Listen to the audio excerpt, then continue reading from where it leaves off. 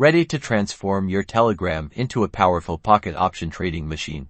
This video will show you how to build a live Telegram bot that delivers real-time trading signals and automates actions for your pocket option account, all in under 90 seconds. First, you'll need a pocket option account, a Telegram account, and a server or cloud environment to host your bot's code. I recommend starting with a simple VPS or a cloud platform like Heroku or Oz. Next, we'll create a bot using a suitable programming language like Python. There are many libraries out there that can assist with this, so ensure your script can connect to the Pocket Option API and the Telegram bot API. Then, use Telegram's Botfather to create your bot. Botfather will provide you with a unique API token, which you'll need to paste into your script. This token is your bot's key to communicate with Telegram.